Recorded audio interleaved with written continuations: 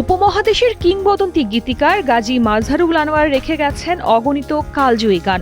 তার জীবনের শেষ সৃষ্টিগুলোর একটি মেঘলা আকাশ, যা এখন হয়ে উঠতে যাচ্ছে শ্রোতাদের জন্য এক আবেগঘন উপহার। গানটির সুর ও সঙ্গীতায়োজন করেছেন তরুণ সঙ্গীতশিল্পী অপু আনাম। এতে কণ্ঠ দিয়েছেন ডিঠি আনোয়ার ও অপু নিজেই। ইতোমধ্যে গানটির মিউজিক ভিডিও নির্মাণের কাজও শেষ হয়েছে। ডিঠির কাছে এই গান শুধু একটি কাজ নয়, বরং গভীর ব্যক্তিগত স্মৃতির অংশ।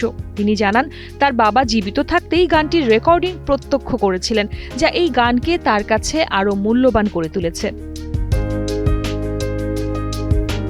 তিনি আরও বলেন, তার বাবার স্নেহধন্য ছিলেন অপু আনাম। নিজ হাতে তাকে ডেকে একাধিক গানে সুর করার দায়িত্ব দিয়েছিলেন তিনি, আর মেঘলা আকাশ সেই বিশেষ গানগুলোর একটি।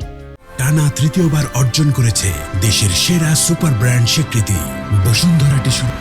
অন্যদিকে অপু আনামও গানটি নিয়ে দারুণ আবেগ আপ্লুত। তার ভাষায় এমন এক কিংবদন্তির লেখা গানে সুর করার সুযোগ পাওয়া তার সঙ্গীত জীবনের অন্যতম বড় অর্জন। তিনি জানান, প্রয়াণের ঠিক দুদিন আগেও গীতিকারের সামনে বসে গানটির সুর নিয়ে কাজ করার সৌভাগ্য হয়েছিল তার, যা হয়ে থাকবে এক অনন্য স্মৃতি। আগামী ঈদের আগেই ডিঠির নতুন ইউটিউব চ্যানেলে মুক্তি পেতে যাচ্ছে মেঘলা আকাশ। অসম্পূর্ণ থেকে যাওয়া একটি স্বপ্নের আবেগ আর ভালোবাসা নিয়েই গানটি পৌঁছে যাবে শ্রোতাদের হৃদয়ে। শার্লিন সুমি, কালের কণ্ঠ।